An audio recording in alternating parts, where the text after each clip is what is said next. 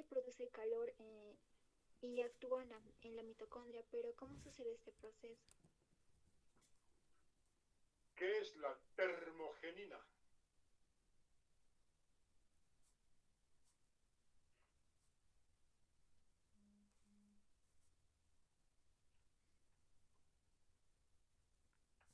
La termogenina es una proteína. Es una proteína que está en el tejido adiposo pardo. ¿Qué es lo que hace? Lo que hace es abrir un poro en la membrana interna de la mitocondria. ¿Para qué? Para que los protones se pasen directamente a la matriz mitocondrial, con lo que desacoplan la cadena respiratoria de la fosforilación oxidativa. ¿Entendieron? Sí, doctor. No creo, no creo. Un poco, tal vez. Bueno, no creo porque todavía falta que aprendan lo siguiente. Bien, hemos hablado del NAD.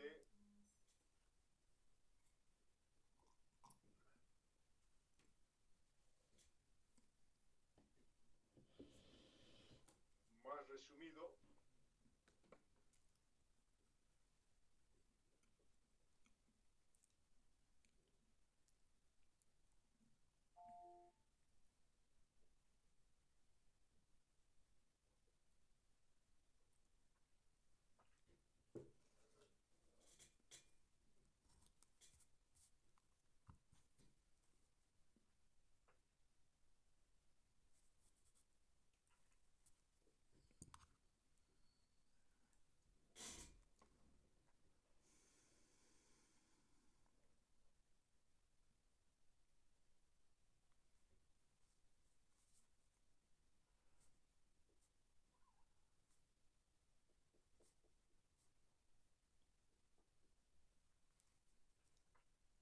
hemos hablado de la cadena respiratoria. Aquí tiene cobre.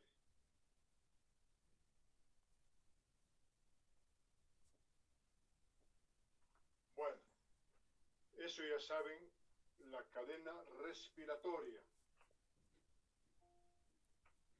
Aquí lo importante es a nivel de los citocromos, donde se transportan dos electrones.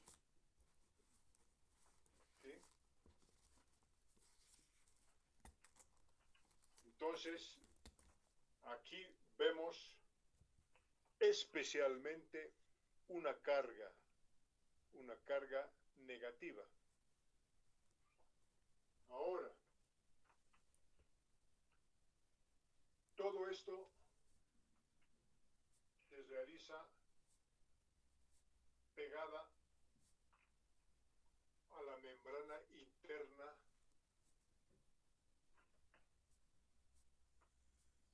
de las mitocondrias. ¿Sí? Entre la membrana interna tenemos un espacio aquí que es la membrana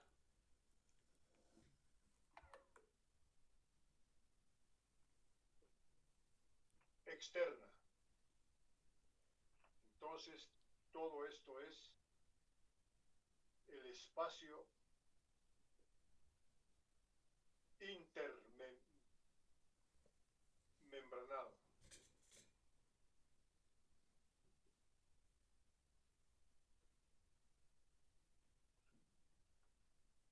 Y aquí suceden cosas muy importantes. Lo importante es que entre la membrana interna y la externa, a este espacio se bombean los hidrógenos, es decir, se bombean los protones.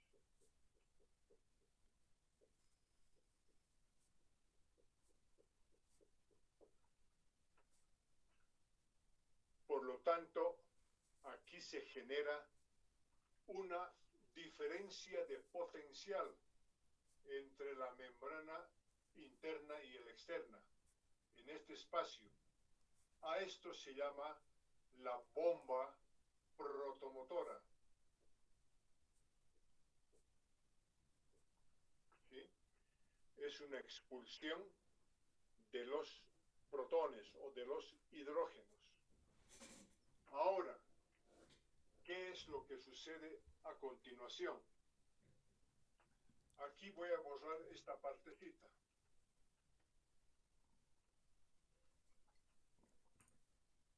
Entonces, lo que sucede es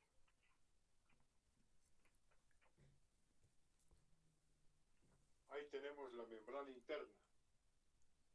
Sucede que aquí es donde se acomoda una enzima.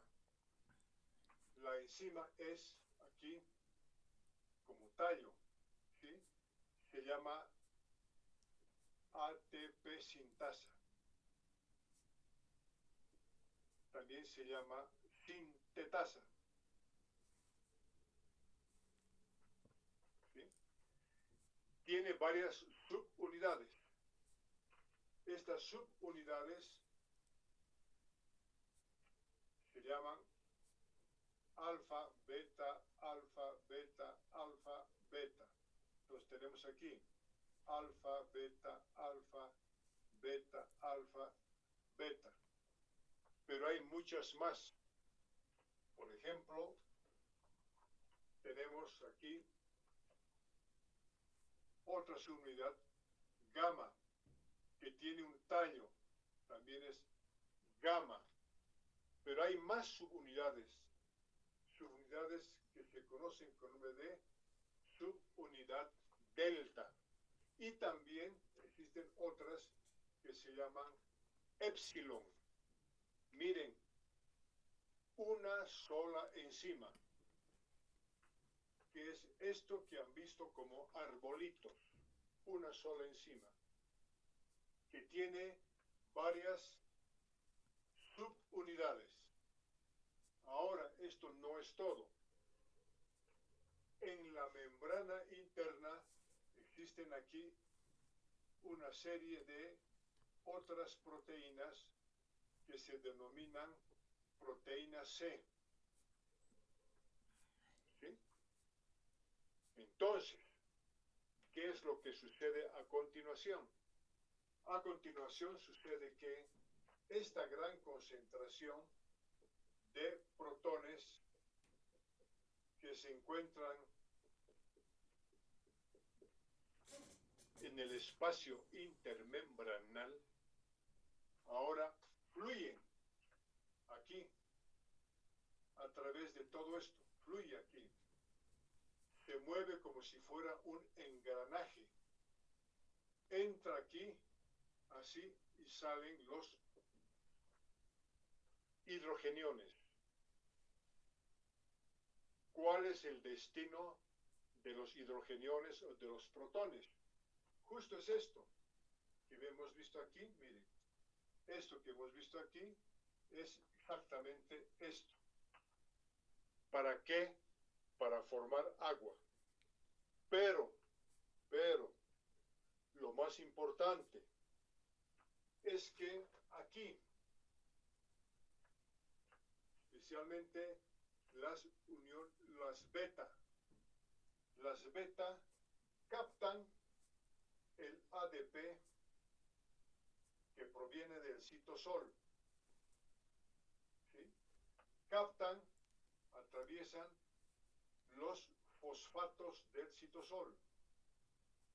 Miren, entran aquí, hasta aquí. Entonces, ADP más el fosfato inorgánico que ya se ha gastado, ¿no? Este es el ATP que se ha gastado todas las reacciones del metabolismo celular. Ahora, aquí aparece algo que es imposible, aparentemente.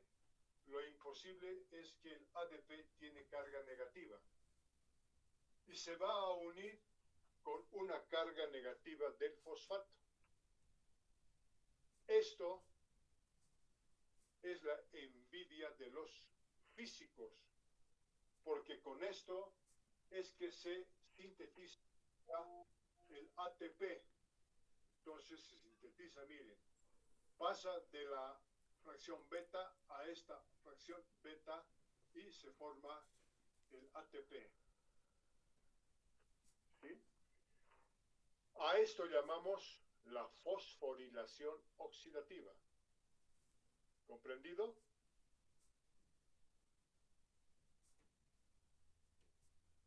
Sí, doctor. Ya. Sí, doctor. Si no se entiende, me preguntan nomás. Entonces, este jueguito es muy importante para hacer la síntesis del agua, ¿sí? Pero además, la diferencia de potencial entre la carga negativa de los citocromos y la positiva permite las modificaciones de las fracciones de la ATP sintasa. Ahora ya tenemos ATP. Este ATP es el que se va a eliminar ahora hacia el citosol. Y con ese ATP es la forma en que vivimos todo el tiempo como fuente de energía. ATP que sirve para activar, estoy hablando de energía, sirve para activar metabolismo de carbohidratos, glucosa, sirve para activar metabolismo de ácidos grasos, sirve para activar metabolismo de los aminoácidos. En general, sirve para todo el metabolismo. Y este ATP, entonces ya en más grande, es el responsable de la energía de todo el organismo. Cuando hablamos de ATP cerebral, dependemos entonces dependemos de las mitocondrias. Si hablamos de la función de hígado, entonces estamos pensando que todo lo que es del hígado, que hemos hablado hasta ahora de conjugación, dependemos del ATP. El ATP ya hemos estudiado que va a servir para activar a las vitaminas. Dijimos que las vitaminas como vitaminas no tienen ninguna función. Solo cuando se activan con ATP es cuando se transforman en coenzimas. Entonces podemos decir que nuestra fuente más importante, toda la energía proviene del ATP y todo pues proviene de las mitocondrias, de la cadena respiratoria y de la fosforilación oxidativa. Muy bien. Ahora, de acuerdo a la pregunta que me hiciste, el tema de la termogenina. La termogenina, otra cosa más voy a decirles. Es muy importante que por el componente de la cadena respiratoria se elimina 52 kilocalorías. Este es el calor, ese es el calor de nuestro organismo.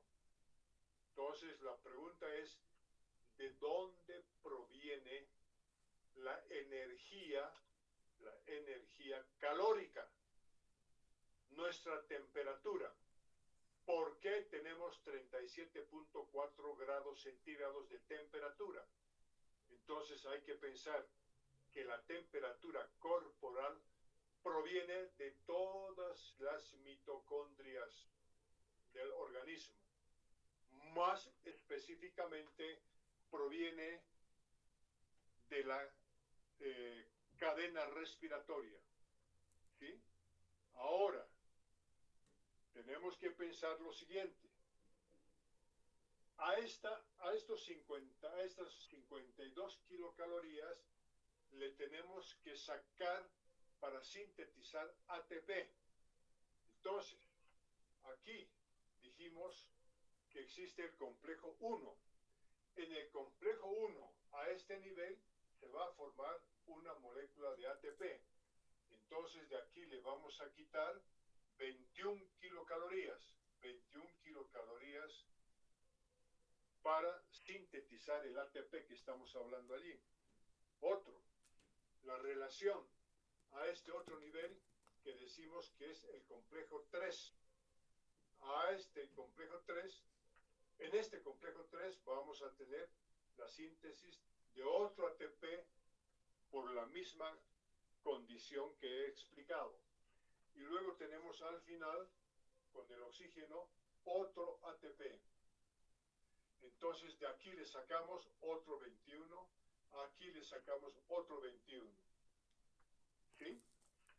Entonces, ¿cuál es la verdadera temperatura que tenemos? Si sumamos 21, 21 y 21, entonces tenemos aquí 3, tenemos ¿cuánto?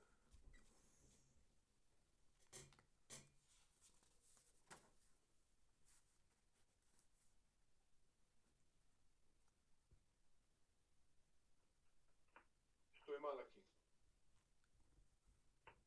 Fíjense, aquí son 7 kilocalorías para sintetizar ATP, 7 kilocalorías aquí y 7 kilocalorías aquí.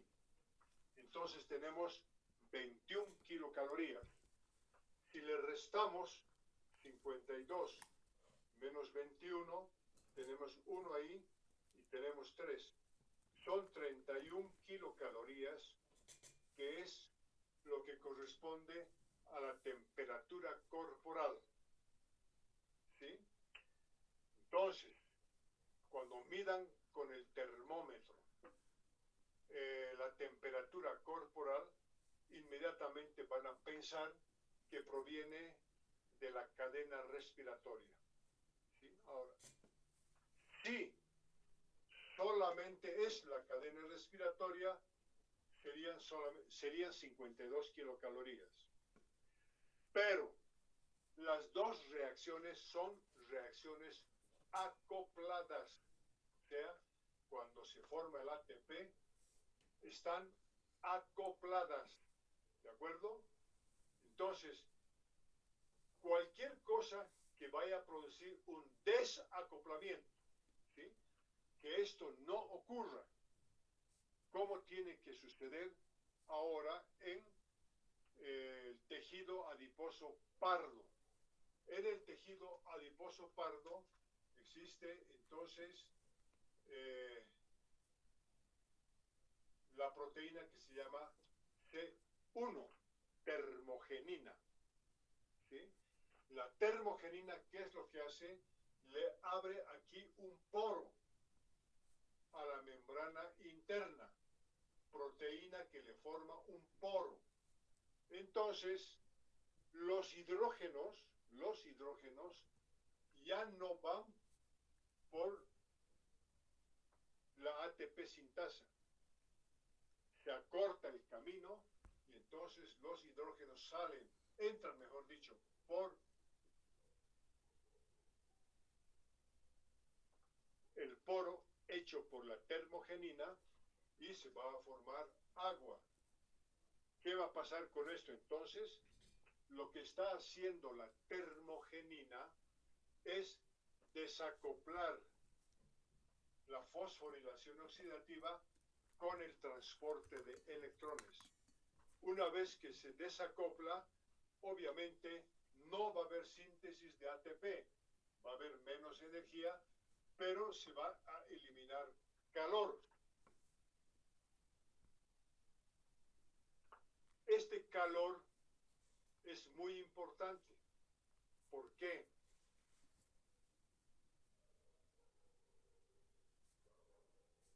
Porque les va a servir para mantener la temperatura, especialmente cuando hay frío. es muy importante en los recién nacidos. Ahora, díganme, ¿en qué lugar está el tejido pardo, el tejido adiposo pardo? ¿Dónde se distribuye?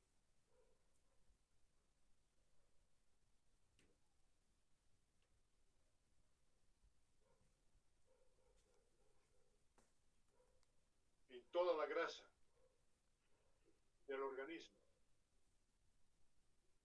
¿Dónde está el tejido adiposo pardo?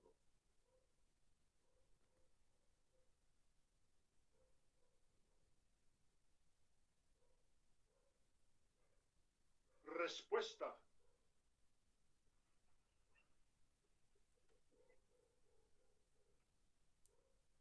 Doctor, si mal no estoy, el tejido adiposo pardo se va a encontrar principalmente en bebés. Para generar calor creo que está alrededor del cuello, hombros y espalda. Y si mal no estoy, mientras la persona va creciendo, en el adulto ya se reduce demasiado este tipo de tejido. Está bien. Especialmente está entre las dos escápulas. Entonces, está aquí arriba. ¿Sí? Ahí está. Pero no solamente se ha descubierto que está ahí en los bebés, ¿no? Eso dice la inteligencia artificial, pero ahora se ha descubierto de que también existe en las personas adultas. Por ejemplo, los escalofríos, ¿sí? Cuando uno ha comido, entonces inmediatamente se activa el tejido adiposo pardo. Y lo curioso es de que no solamente está en el espacio entre las dos escápulas, ¿sí? Lo que tú dices está muy bien, también se distribuye en el cuello, pero también se ha encontrado en varios lugares del cuerpo. Y sucede que después de comer, ¿tienen calor?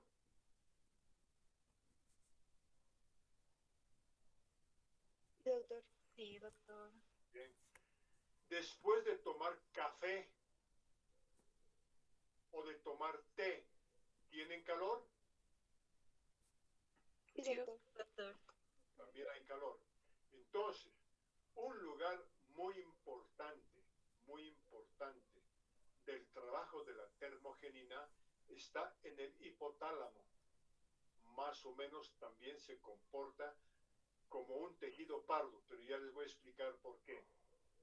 Entonces, cada vez que comemos entramos en calor. Sucede que ahí existe un desacoplamiento de la cadena respiratoria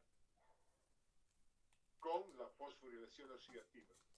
Entonces, cada vez que se desacopla, siempre existe mayor eliminación de calor por el desacople. Pero simultáneamente ocurre que hay disminución de la síntesis del ATP, menos energía, está desacoplado.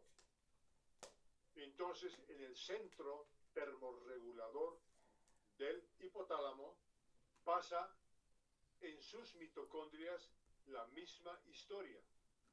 Se detecta y se elimina calor. Muchas veces hay personas que sudan, ¿verdad?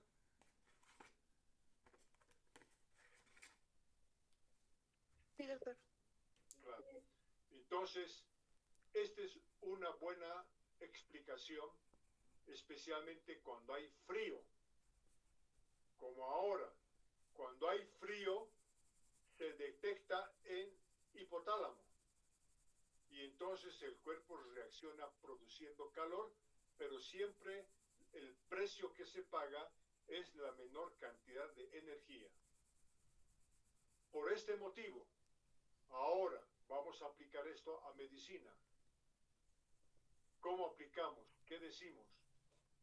No hacer ejercicios después de comer. ¿Se dan cuenta?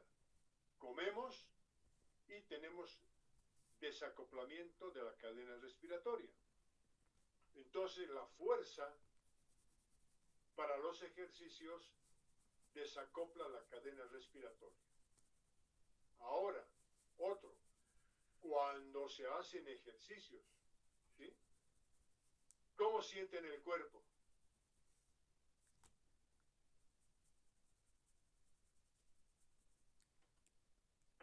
Pesado, doctor, a veces incluso da flato.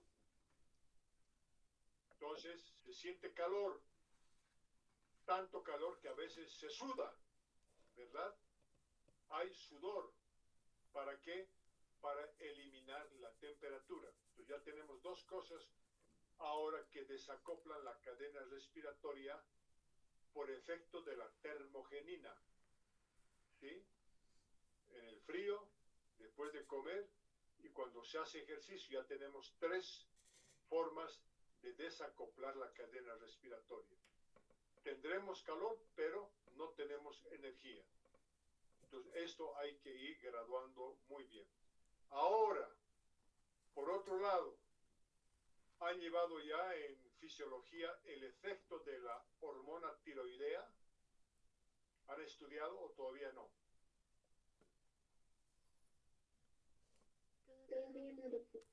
¿Han estudiado?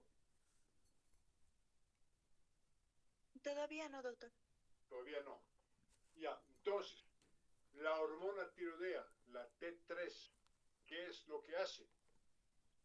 La T3 en las células, ¿sí?, tiene sus receptores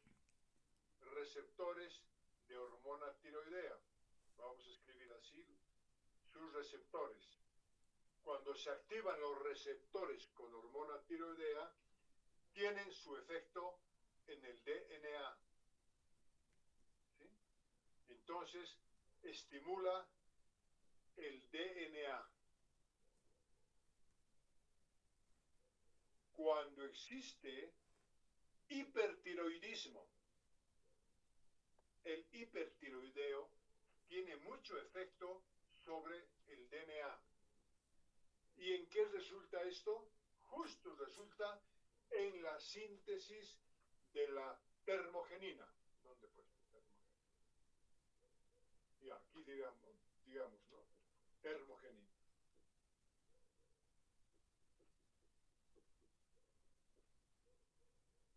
Y la termogenina, ya dije que produce estos canales, y eso es lo que va a desacoplar la cadena respiratoria. Cuando hablamos ahora de que hay personas hipertiroideas, es decir, que tienen mayor cantidad de la hormona tiroidea, por lo tanto, van a sintetizar mayor cantidad de termogenina, y por eso los hipertiroideos tienen calor, mucho calor, ¿sí? Pero tienen poca energía. ¿Por qué? Porque desacoplan la cadena respiratoria con la fosforilación oxidativa. Entonces, generalmente los hipertiroideos comen, inmediatamente tienen mucho calor, pero porque tienen mayor hormona tiroidea trabajando a este nivel de la termogenina. Mira, una pregunta al principio nos da chance para explicar todo este tipo de efecto hormonal. Ahora, cuando hablé de frío, ocurre que con el frío, aquí existen unos receptores de la norepinefrina.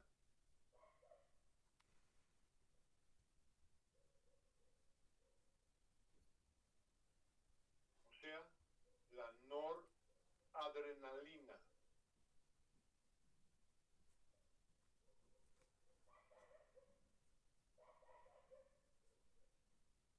¿Qué les parece? La norepinefrina, ya estamos hablando de una hormona. Entonces, en el hipotálamo trabaja en en la membrana, porque no se absorbe como la hormona tiroidea, y manda su información hasta el DNA. Y a ese nivel produce mayor sensibilidad para el efecto de la T3 a nivel del DNA.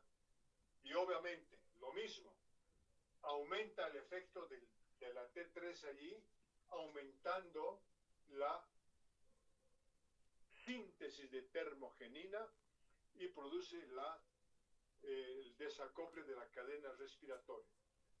Muchos estímulos producen aumento de la norepinefrina. Uno de estos es, por ejemplo, el estrés. Cuando una persona está estresada, tiene fuerza al principio, pero después viene el tema del agotamiento. Estoy seguro que ya han escuchado hablar del tema del estrés. Primero es alarma, resistencia y agotamiento. Después que están estimulados, siempre hay un tema de depresión, porque hay mucha hormona. Y miren, ¿qué es lo que ha pasado? ¿Por qué la depresión y por qué la menor fuerza? Por esta misma razón. Un estímulo fuerte a este nivel permite que trabaje la termogenina y se desacopla la cadena respiratoria. Ahora, esto no solamente se produce en tejido adiposo pardo, se produce en todo el organismo.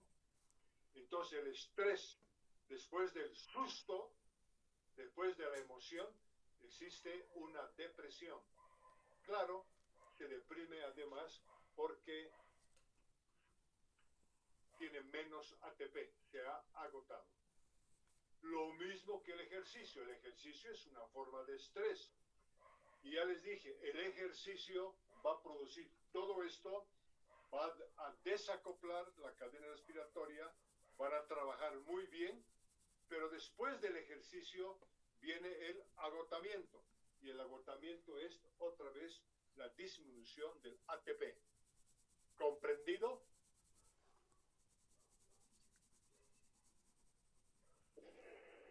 Sí, doctor.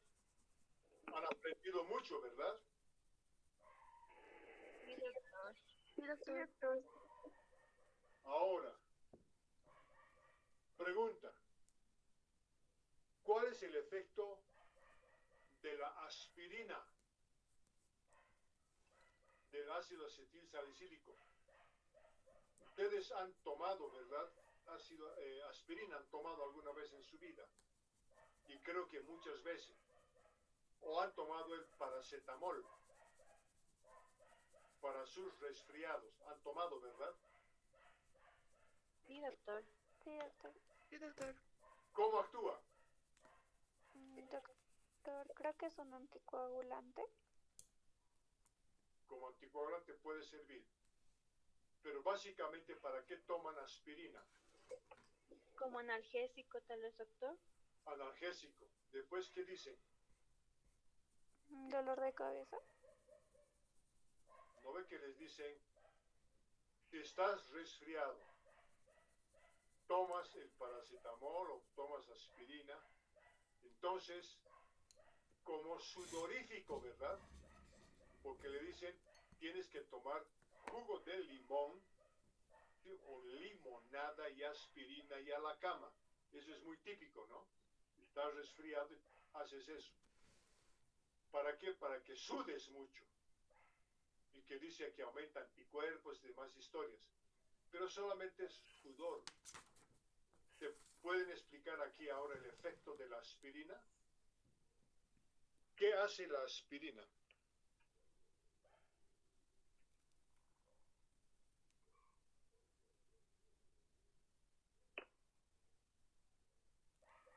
¿Alguien puede decir?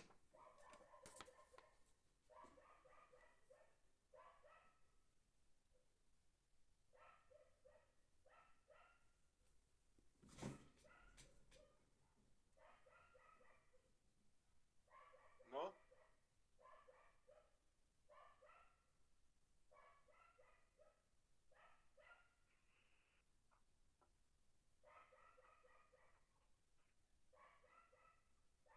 uno de los efectos de la aspirina, ya estudiaremos en su momento, es lo que dijeron, analgesia, pero ese es un camino diferente. Ese es un efecto sobre prostaglandinas, ¿sí? Pero ahora estoy hablando del efecto de la aspirina como un compuesto que va a producir calor.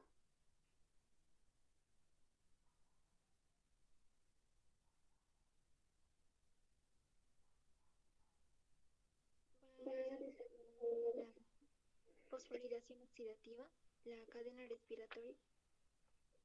Ya, entonces fácil se vuelve ahora. El efecto de la aspirina es trabajar sobre este nivel, ¿sí? A este nivel aumenta la termogenina en el centro regulador de la temperatura y entonces produce desacoplamiento de la cadena respiratoria con la fosforilación oxidativa. O sea, la historia es la misma. Desacoplamiento. Claro, cuando desacopla ya no se sintetiza mucho ATP, pero se produce mayor cantidad de calor. ¿Sí? A eso le dicen el efecto termogénico de la aspirina y que han tomado mucho para tener calor y combatir resfriados. No le va a curar, no le va a hacer nada, le va a hacer entrar en calor. Por este motivo, nuevamente, quienes tomen aspirina y tienen la cadena respiratoria y la fosforilación desacoplada, entonces decimos, como está desacoplada, ya no tienen mucha energía. Entonces, otra vez, mala idea tomar aspirina para hacer ejercicios porque no tienen mucha energía. Entonces, recomendación importante. Preguntas.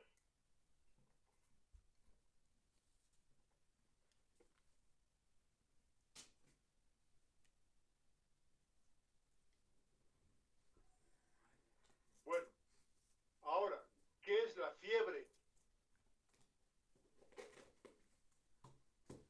Ustedes van a tener pacientes que tienen fiebre, aumento de temperatura.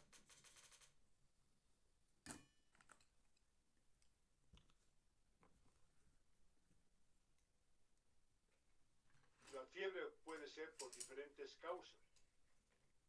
Fiebre por infección por virus, por ejemplo, virus del resfriado.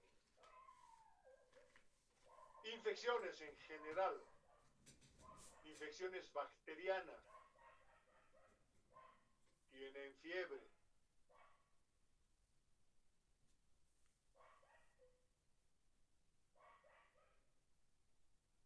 ¿Qué pasa en la fiebre?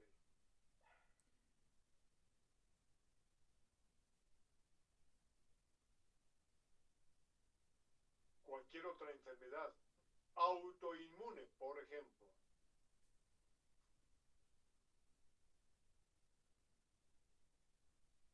Porque le van a poner el termómetro o a la boca o a la axila y van a tener 38 grados.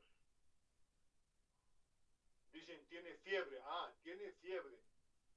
Quiere decir que aumentó la temperatura y quiere decir que tiene alguna infección. ¿Qué ha pasado? ¿Por qué hay aumento de temperatura en las infecciones?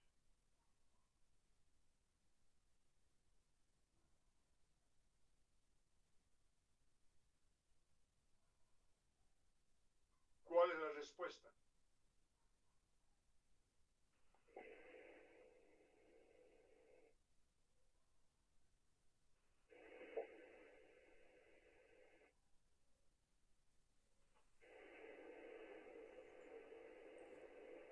Creo, doctor, que he leído por ahí que a lo mejor las bacterias, o el cuerpo detecta que hay bacterias virus que liberan pirógenos exógenos y el sistema inmune responde liberando sustancias como los pirógenos endógenos. Ya. ¿Qué ha pasado con esos compuestos? Toxinas. Después de que el sistema inmune responde liberando esas sustancias creo que llegan al cerebro y actúan sobre el hipotálamo para estimular la producción de otras sustancias también. A ver, una sola respuesta. ¿A qué se debe la fiebre? ¿Qué hacen las toxinas? Compuestos raros y compuestos rarísimos, ¿no? Alguna vez hemos hablado de los plaguicidas, también hemos hablado de otro efecto, pero igual van a producir fiebres, las intoxicaciones que producen fiebre. Todo eso tiene un destino común, ¿sí? Es el desacoplamiento. Entonces, se pierde calor, pero no se forma ATP. Entonces, no tienen energía. Sus pacientes en la cama, cuando están con fiebre, obviamente no tienen ganas de nada porque no tienen energía. Eso quiere decir que han desacoplado la cadena respiratoria de la fosforilación oxidativa. Entonces, todo lo que se ve aquí, ¿sí? Entonces va a repercutir en nuestra central nuclear de energía. Entonces afecta a las mitocondrias en general. Entonces ya tienen una explicación del porqué de intoxicaciones, del porqué de las fiebres y por qué finalmente tenemos temperatura. Bueno, chicos, nos vemos mañana. Hasta mañana, doctor. Cosas sí. Hasta luego, doctor. Hasta mañana, doctor. Gracias. Hasta mañana, doctor. Muchas gracias. Feliz noche.